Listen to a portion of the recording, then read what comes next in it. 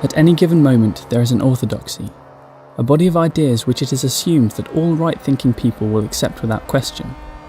It is not exactly forbidden to say this, that or the other, but it is not done to say it, just as in mid-Victorian times it was not done to mention trousers in the presence of a lady. We are an animal of habit. We live, fight, we bleed and ultimately die for our habits, and those very habits shape the world around us and dictate how we might lead our lives. Before long, it soon becomes difficult to shift our behaviour from anything that we are not familiar with.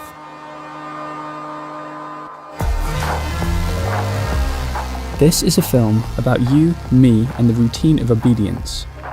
It is an attempt to show what it means to be obedient in a time where our habits will ultimately shape a world in which we will no longer wish to live.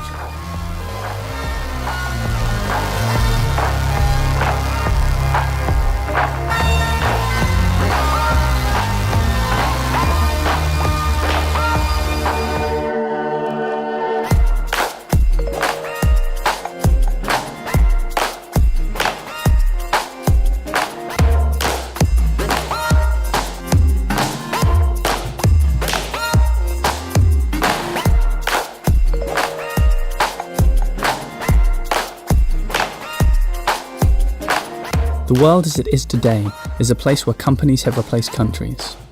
It is no longer the governments of countries that decide how things run and how people live. Instead, prime ministers have been replaced by directors, presidents with CEOs, parliaments with board members, and civil servants with business strategists. Dominant shareholders drive policies, not constituents. Former world leaders leave administrations to return to work for banks or giant investment firms, whilst we scout for the next generation of politicians from successful corporations, as if to imply that running a profitable company is like representing and deciding how people are to live their lives. It was not long ago that we saw big businessmen as people to be wary of, but somehow we have invited them to lead our countries. We unite behind brands, behind celebrities rather than behind nations. We have become more than nation states. We are corporation states. But how did this happen? At what point did business replace government? Unregulated capitalism had proved itself to be deeply flawed in the Great Depression. So why is it everywhere today?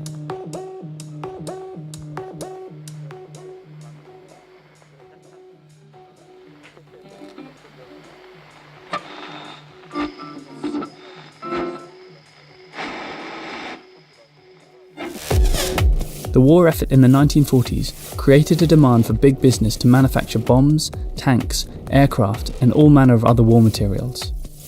Many companies adjusted their assembly lines to suit the needs of war. It was highly profitable.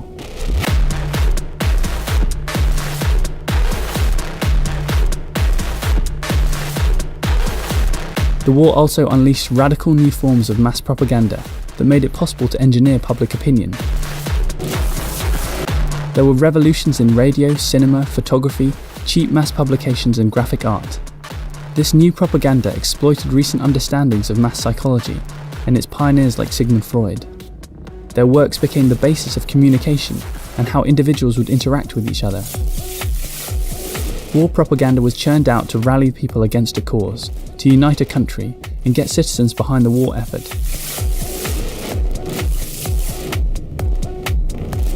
As the war persisted, corporate profits boosted the US economy, and people began to readdress their criticism of the capitalist system. But the war also destroyed long-held values and self-perceptions that had once characterized contemporary life. It replaced them with fear, distrust, and the hedonism of the consumer society. Before the 1940s, there existed many mass movements enraged by the abuses of business. But this new propaganda drove any and all competing ideas and values underground. It vilified all who did not speak in the language of business and state. War propaganda not only bolstered support of the war, but also discredited dissidents and reformers as traitors.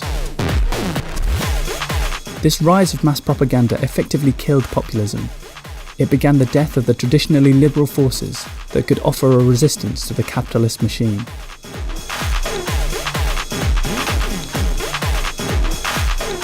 For this mass propaganda to work, the state could not do it alone. They hired corporations to help them talk to the people. the origins of all modern advertisement, all mass communications, has its foundations in war. And as the Second World War drew to a close, big business, anxious to maintain their high wartime profits, eagerly looked on to where the next conflict might emerge.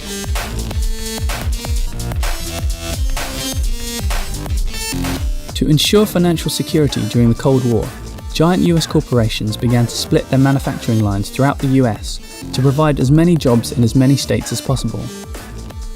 In this way, they had a powerful influence over the government. No member of Congress would risk action against a corporation that provides high number of jobs to people in their constituency for fear of a voter backlash. So these businesses could essentially control the way in which Congress would make decisions and choose how policy would be made to favour a corporate profit.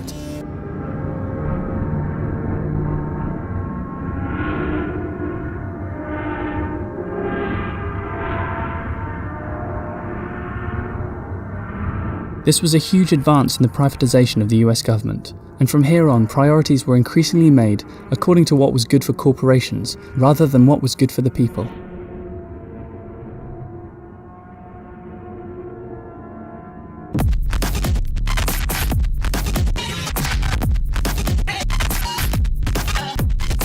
Government media began to be replaced with corporate media. The quaint literary serials, local reports, town debates and other forms of popular expression vanished from newspapers. It was replaced by celebrity gossip, the new angry rhetoric of the Cold War, and nationally syndicated columns. Papers became commercialized and centralized. The business of mass propaganda also brought in vast sums of advertising revenue to the media, but corporate and government propaganda narrowed the parameters of acceptable debate. It began the consolidation of the press by huge companies that would end with nearly everything we see, hear and read disseminated from roughly half a dozen corporations.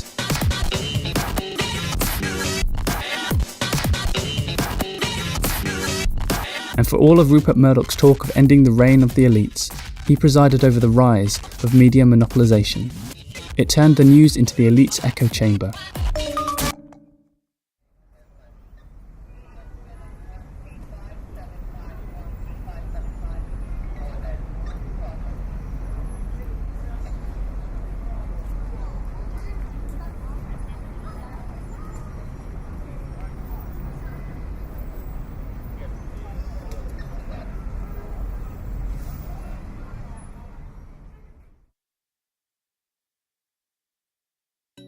Today, the privatization of government functions is enormous. In the United States, there are 18 military and civilian intelligence agencies, and 70% of their combined budget is outsourced to corporations. The Pentagon has privatized 69% of its workforce. The Afghanistan war effort is almost wholly privatized. Businesses now run wars and play more part in international conflicts than any state does. Corporations have 35,000 lobbyists in Washington and thousands more in state capitals that dole out corporate money to shape and write legislation. They use committees to solicit employees and shareholders for huge donations in order to fund business-friendly politicians. It is now a global practice, from the Politburo of China to the British Parliament.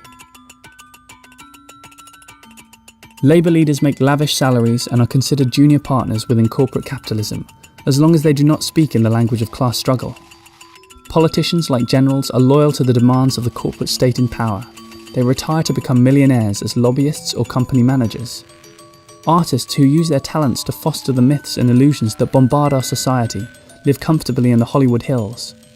Journalists who prize access to the powerful more than they prize the truth report lies and propaganda to propel us into wars around the world. Education has experienced a similar corporate takeover. Suffering from cuts in government funding, these institutions have transformed themselves into vocational schools. They have become breeding grounds for system managers trained to serve the corporate state.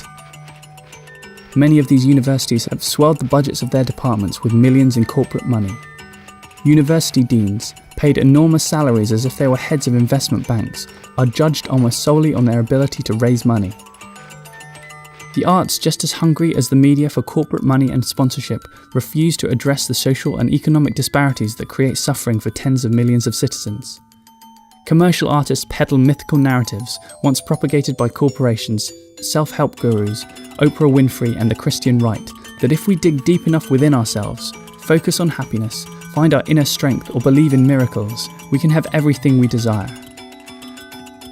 We inhabit a system of inverted totalitarianism, the political coming of age of corporate power and the political demobilization of the citizen. Inverted totalitarianism differs from classical forms of totalitarianism, which revolve around a demagogue or charismatic leader. It finds its expression in the anonymity of the corporate state. The corporate forces behind inverted totalitarianism do not replace decaying structures with new revolutionary ones. They do not import new symbols or iconography as classic totalitarianism movements do. They do not offer a radical alternative. Corporate power claims to honour electoral politics, freedom and constitutions, but these corporate forces corrupt and manipulate power as to make democracy impossible. We have yet to fully grasp that corporations are not concerned with the common good. They exploit, pollute, impoverish, repress, kill and lie to make money. They throw poor families out of homes, let the uninsured die, wage useless wars to make profits, poison and pollute the ecosystem, slash social assistance programs, gut public education, trash the global economy, plunder the government treasuries and crush all popular movements that seek justice for working men and women. They worship money and power. Capitalism is a revolutionary force that consumes greater and greater numbers of human lives until finally it consumes itself, leaving nothing but a dead zone.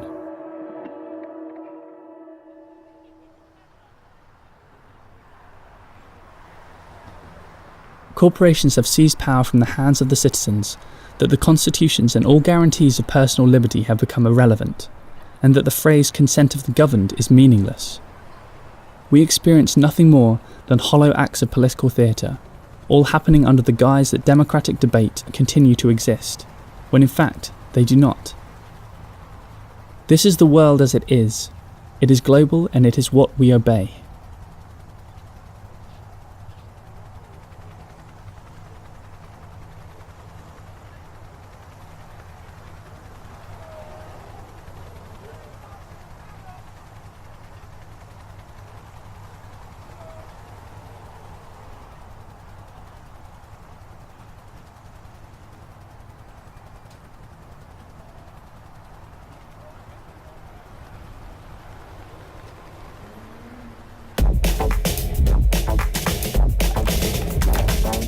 The vague and unspecific promise of a better tomorrow is all that politicians have left to offer. It is only with this system of unfettered capitalism that they promise us the brighter future that awaits us, our brave new world. This is the future of the current system. This is the future of obedience.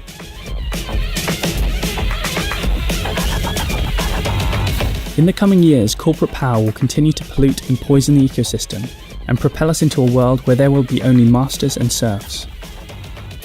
There will be no check to a system of governance designed to enrich a tiny elite and plunder an entire planet. Liberals, socialists, trade unionists, independent journalists and intellectuals, many of whom had once important voices in our society, will be banished and muzzled by corporate control through academia, culture, the media and government.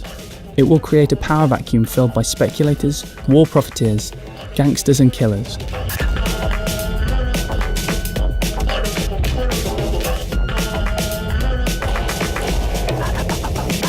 The patriotic citizen, plagued by fear of job losses and possible terrorist attacks, will give their support to widespread surveillance and the militarized state. Military and intelligence agencies will be held above government, as if somehow they are not part of the government. The most powerful instruments of state control will effectively have no public oversight.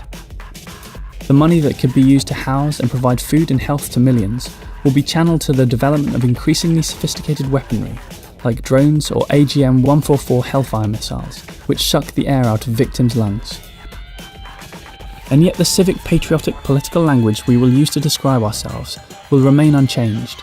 We will find our collective identity in the same national symbols. We will continue to deify our nation's founders, our leaders from history, but the countries we celebrate will become illusions. They will not exist.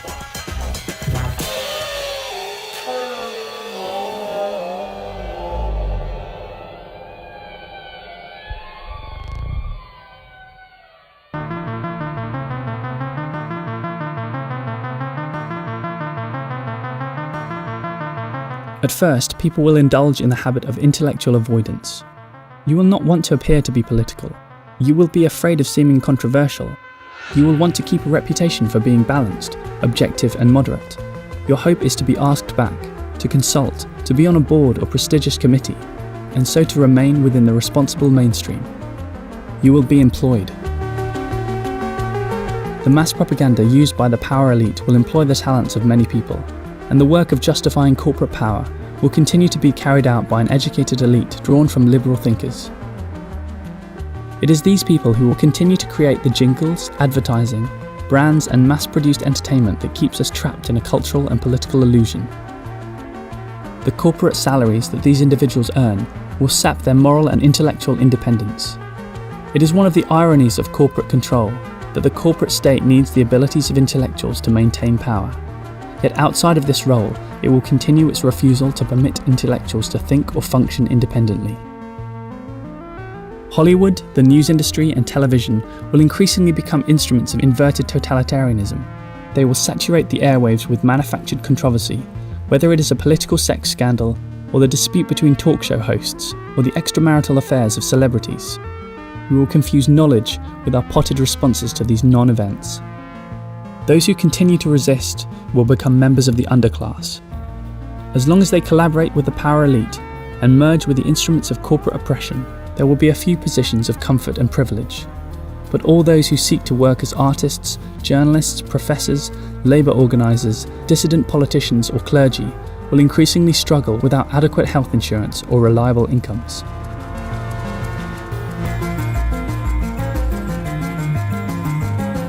Newspapers and print culture will disappear completely, supplanted by the blogosphere, the social media universe, and interactive television. Ironically, we will watch an increasingly number of so-called reality shows, but reality will leave our culture. It will be ceded for a culture of emotionally driven narratives, where facts and opinions are interchangeable. A fantasy reality, where meaning is distorted when words or sentences arrive in only bite-sized forms and are taken out of context, alongside emotionally charged images. Words and images will dismember reality, and it will leave dissidents speaking in a language that will often be unintelligible to the wider society.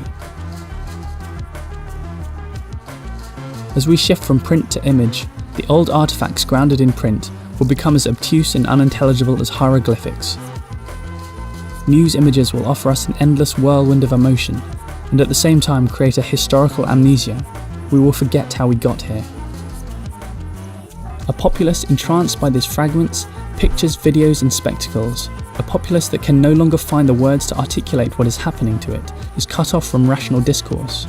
We will express our reality through the use of selected and isolated facts, half-truths or lies that do not make sense. Illusion will become true.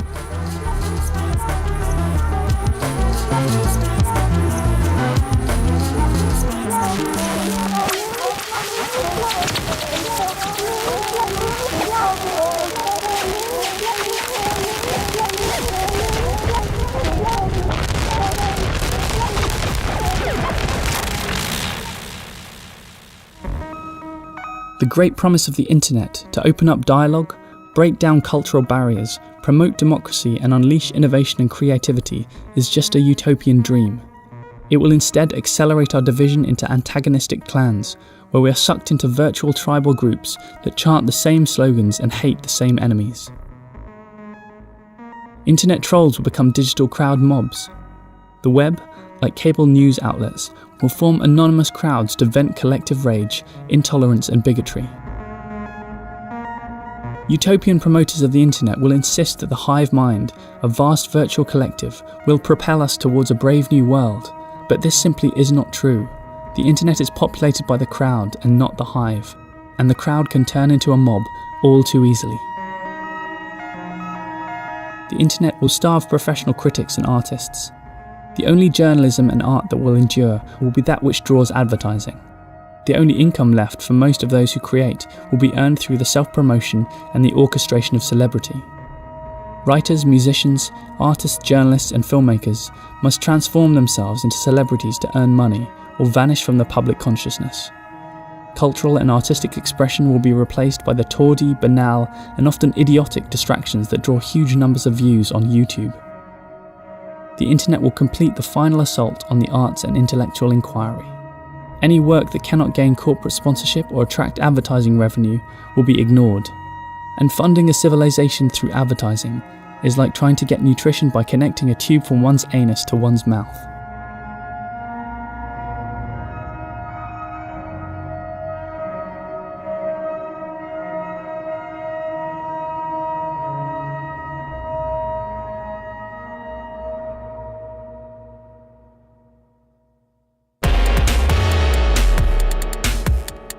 Ordinary citizens will increasingly suffer, and people will get scared. They will want to live their lives, raise their children and be happy, but this will not be possible. Standards of living will go down and unemployment will skyrocket. It will lead to random shootings and suicides.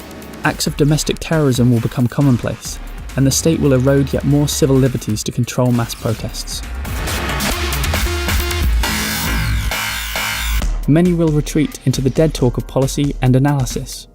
Or worse, the far right, the BNP, the EDL, the Tea Party protesters, the myopic supporters of Sarah Palin, the veterans signing up for Oath Keepers, and the myriad groups of armed patriots will bring into their ranks legions of dispossessed workers, angry libertarians, and many others who until now were never politically active. The attraction of the right wing and the war makers will be that they appear to have the courage of their convictions, and it will not be right-wing parties that gain support, but far right-wingers who will sweep the polls.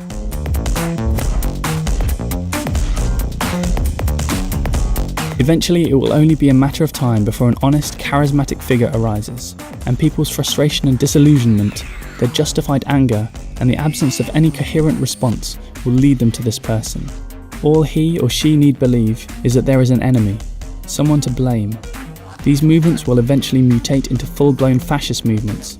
We will be told that we have to defend ourselves and the honour of the nation. Military force will be exalted and people will be beaten up. They will begin to advocate violence. The deterioration of political systems will generate resentment. The resentment against the disenchanted secular world will find deliverance in the ecstatic escape of unreason. Societies that do not reincorporate the unemployed and the poor into the economy, giving them jobs and relief from crippling debt, become subject to the hysterical mass quest for ecstatic deliverance in the absurd. The emerging racism and violence that roams about the edges of society will leap into a full-blown inferno. The hatred of radical Islam will transform itself into hatred for Muslims. The hatred for undocumented workers in states such as Arizona will soon become hatred for Mexicans and Central Americans. The hatred by those defined as American patriots, a largely white mass movement, will become a hatred for African Americans. The hatred for liberals will morph into the hatred for all democratic institutions, from universities and government agencies to cultural institutions and the liberal media. They will see themselves and the values they support swept aside. Due to the lack of any articulated alternative, in a time of financial and environmental collapse, the way is cleared for military values of hypermasculinity, blind obedience and violence. This cruelty runs like an electric current through reality television and trash talk programs, where contestants endure pain and humiliation while they betray and manipulate those around them in a ruthless world of competition. These are the values championed by an increasingly militarized society and the manipulation and dishonesty in the financial sector. Friendship, trust, solidarity, honesty, and compassion are banished for the unadulterated world of competition. It is the militarization of the everyday. Economic and ecological collapse will hurt everyone, except of course the corporate elite, who will seek only financial gain amongst the collapse. As a result, human misery will be compounded. Indeed, it will be viewed as a source of profit. Corporations will continue in their attempt to buy and control the world's supply of clean water, and seed prices controlled by corporate seed companies will skyrocket. All essential elements for existence will offer corporations the potential for profit.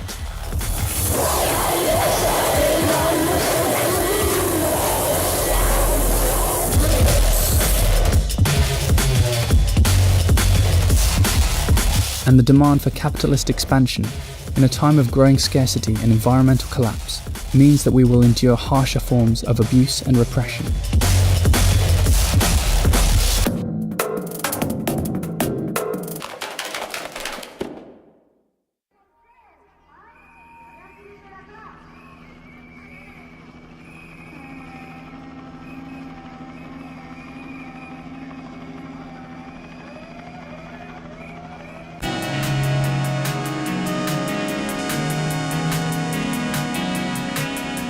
Eventually we will try to bring the system to its knees, but we will realise ourselves as political beings too late. We will understand too late the dynamics of capitalism and human evil. We will realise too slowly that we must challenge every level of management. We will call for sweeping social transformations, and for this we will be destroyed.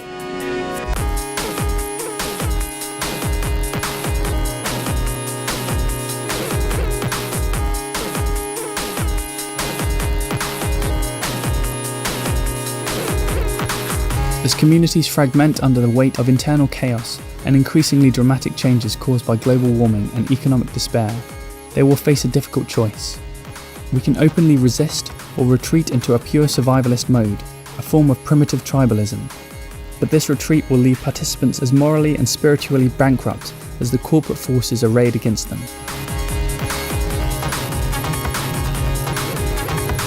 And the elites that successfully convinced us that we no longer possess the capacity to understand the truth or to fight back against the chaos caused by economic and environmental catastrophe will use their resources to create privileged little islands where they will have access to the security and goods denied to the rest of us.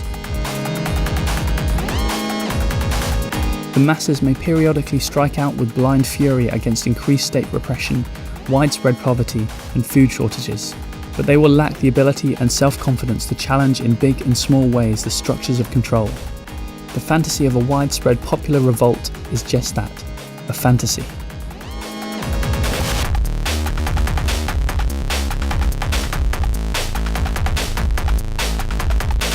Many will also naively believe that it can be countered with physical resistance and violence. But violence has inherent problems. Those who prove themselves most adept at defending societies under siege come from the criminal class. Violence is a drug. Those most addicted to violence are those who have the access to weapons and a hunger for force, and killers rise to the surface of all armed movements, even those that could be defined as just, and contaminate them with the intoxicating and seductive power that comes with the capacity to kill and destroy. You pit monster against monster, and the sensitive, the humane, and the gentle, those with a propensity to nurture and protect life, are pushed aside and often murdered. It is a romantic vision of war and violence that is put forth by mainstream culture. Those who resist with force cannot hope to defeat the corporate state. They will not keep alive the cultural values that must be sustained if we are to have a future worth living. Armed resistant movements are always mutations of the violence that spawned them. Sometimes it is, of course, unavoidable, but violent response to repression, whether it achieves its goals or not, is counterproductive. Violence must be avoided, although finally not at the expense of our own survival.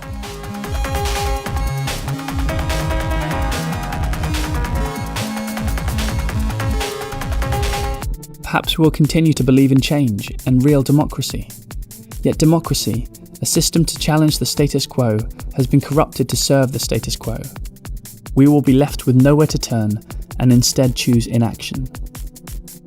The idea that we can always make more money, meet new quotas, consume more products and advance our careers, this idea that human and personal progress is somehow inevitable, leads to political passivity.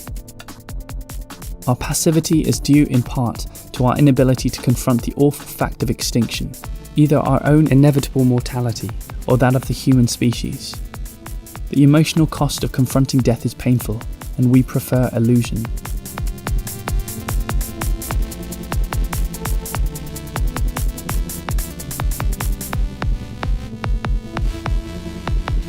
The election and re-election of Obama was one more triumph of illusion over substance.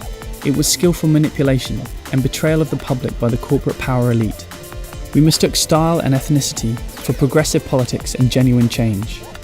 The goal of a branded Obama, as with all brands, was to make passive consumers mistake a brand for an experience. And this is why Obama was named Advertising Age's Marketeer of the Year for 2008. Passivity permits societies to transfer their emotional allegiance to the absurd and ignore real problems. It exacerbates despair. It keeps us in a state of mass self-delusion. Once we are drawn into this form of magical thinking, the structure and goals of the corporate state are not questioned. This magical thinking, coupled with its bizarre ideology of limitless progress, holds out the promise of an impossible, unachievable happiness. It has turned whole nations into self-consuming machines of death.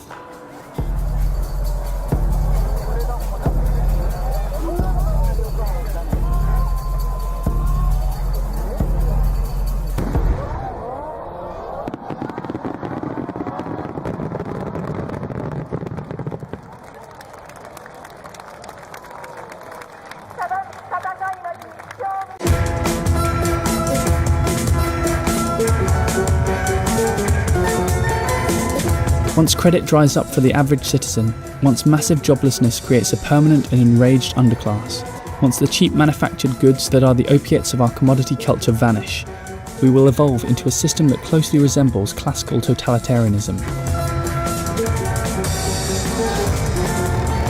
Cruder and more violent forms of repression will be employed as the softer mechanisms of control favoured by inverted totalitarianism prove useless. The huge bureaucracy that sustained the empire will cease to function as communities collapse into localised enclaves. The great monuments of capitalism, like the abandoned temples of past civilizations, will stand as deserted relics of a lost age as the world alters drastically around them. Some of us will build small, self-contained structures, ones that do as little harm as possible to the environment, and try to weather the collapse. Those who survive will need isolated areas of farmland distant from urban areas. The cities will be like deserts, and violence will spread out across the urban landscape as produce and goods become prohibitively expensive, and state repression becomes harsher and harsher. The giddy, money-drenched choreographed carnival, the petty spectacle of politics will divert our attention from the collapsing world around us. The glitz and propaganda, the ridiculous obsessions imparted by our electronic hallucinations, and the spectacles that pass for political participation will mask the deadly ecological assault by the corporate state. We will convince ourselves that global warming never existed, or we will concede that it exists but insist we can adapt. Both responses will satisfy our mania for eternal optimism and our huge reckless pursuit of personal comfort. And all around us the natural world will change.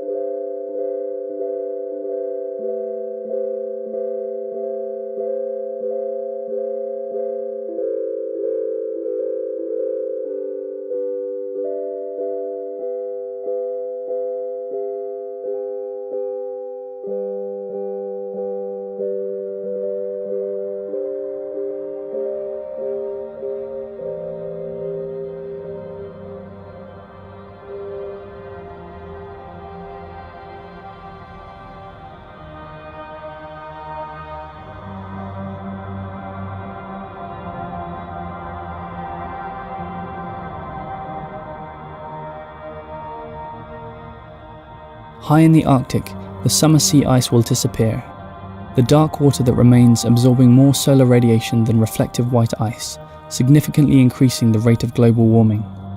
The Siberian permafrost will disappear, sending up plumes of methane gas from the underground. The Greenland ice sheet and the Himalayan Tibetan glaciers will melt. All remaining nations and corporations will make a rush for the polar regions. Huge fishing trawlers will rip up the seafloor and kill corals, bryozoans, tube worms and other species that nurture new schools of fish. They will leave behind barren underwater wastelands of mud and debris. Forests will be cut down incessantly for fuel and commodity. Water will become contaminated. Air will become saturated with carbon emissions. Soil will be depleted. Acidity levels in the oceans will skyrocket. Atmospheric temperatures will soar. We will push the other animals we share this planet with towards extinction. The Earth will become ecologically impoverished, and someone, somewhere, will make obscene sums of money from it. Corporations, indifferent to what is sacred, will see the death of the planet as just another investment opportunity. They will scurry to mine the exposed polar waters for the last vestiges of oil, gas, minerals and fish. And these very corporations will dictate our relationship to the ecosystem on which we depend for life, ruling out all chance of survival. The final phase of 5,000 years of settled human activity ends with collective insanity.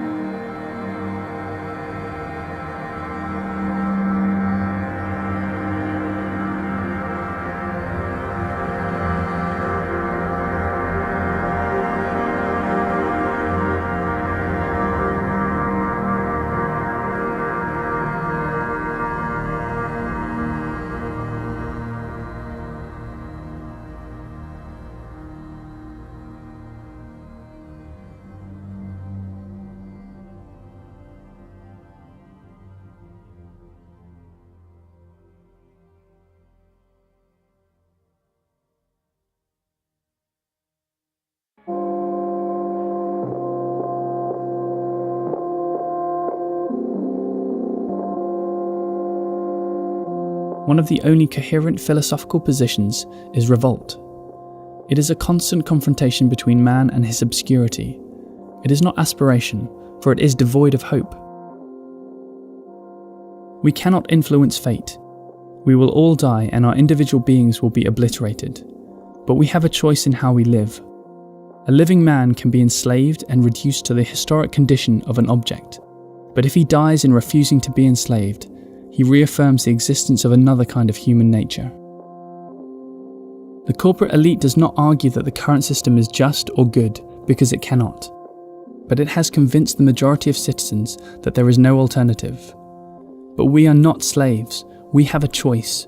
We have the moral capacity to refuse to be either a victim or an executioner. We have the moral capacity to say no, to refuse to cooperate.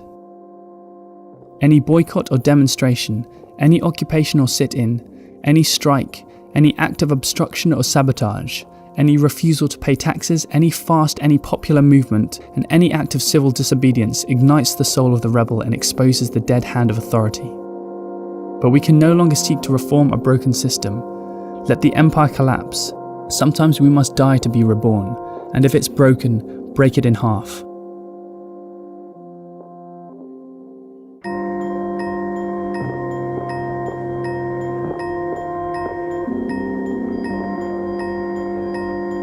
We can march in Copenhagen, we can join the International Day of Climate Action and its worldwide climate protests. We can compost in our backyards and hang our laundry out to dry. We can write letters to our elected officials. We can vote for Obama and chant "Yes, we can." But the corporate power elite is no longer concerned with our aspirations. Real changes for society do not and cannot start at the top where the power elites reside. Those who hold power will not act with the urgency required to protect human life and the ecosystem. Decisions about the fate of the planet and human civilization are in the hands of moral and intellectual ogres. These political and corporate masters are driven by a craven desire to accumulate wealth at the expense of human life. The leaders of these corporations now determine our fate. They are not endowed with human decency or compassion, yet their lobbyists make the laws. Their public relation firms craft the propaganda and trivia pumped out through systems of mass communication. Their money determines elections. Their greed turns workers into global serfs and our planet into a wasteland. As climate change advances, we will face a choice between obeying the rules put in place by these corporations and rebellion. Those who work human beings to death in overcrowded factories in China and turn the Gulf of Mexico into a dead zone are the enemy. They serve systems of death. We cannot appeal to their better nature. They have none.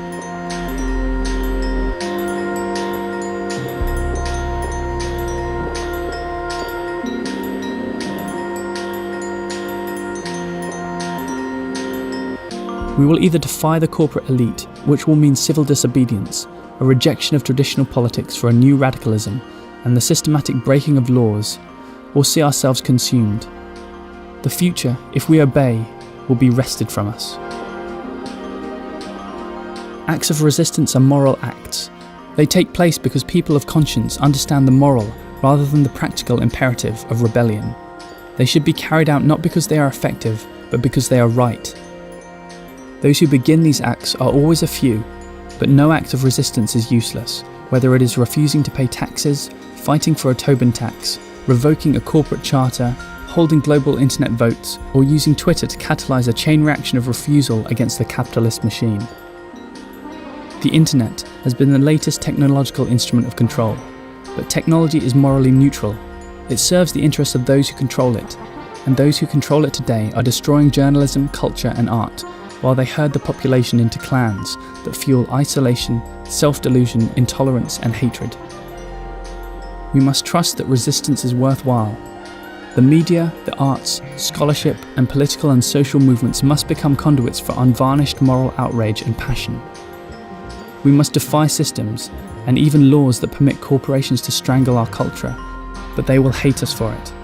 All who speak in a moral voice, one tied to facts rather than illusions, will become freaks.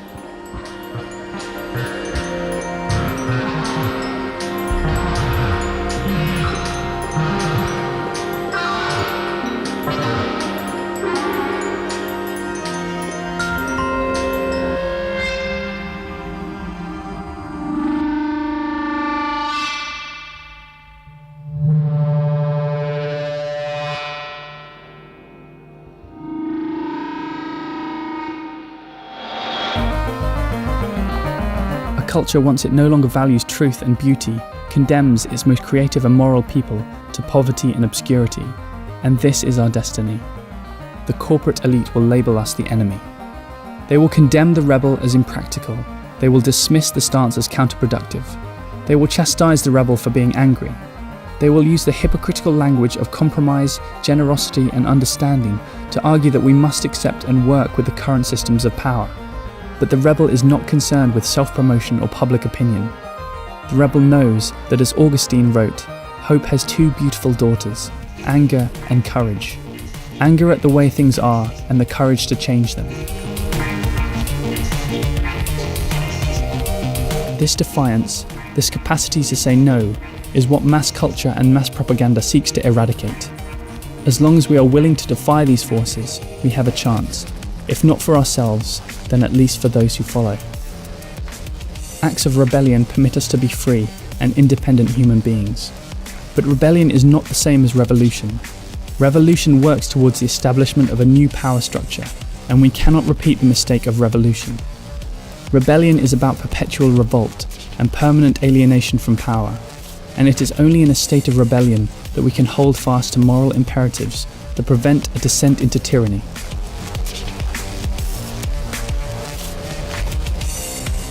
There's a time when the operation of the machine becomes so odious, makes you so sick at heart that you can't take part. You can't even passively take part.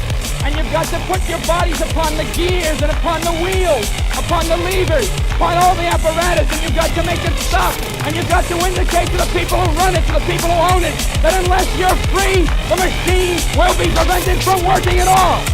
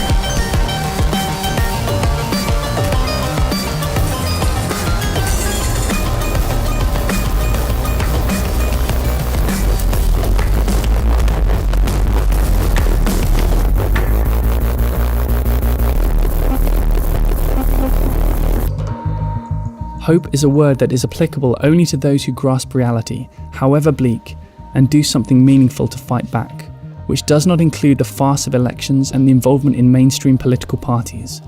Hope is about fighting against the real forces of destruction, not chanting "yes we can" in rallies orchestrated by marketing experts, or just begging Obama to be Obama. Hope in the hands of realists spreads fear into the black heart of the corporate elite. But hope, real hope, will remain thwarted by a collective self-delusion unless we choose it to be otherwise.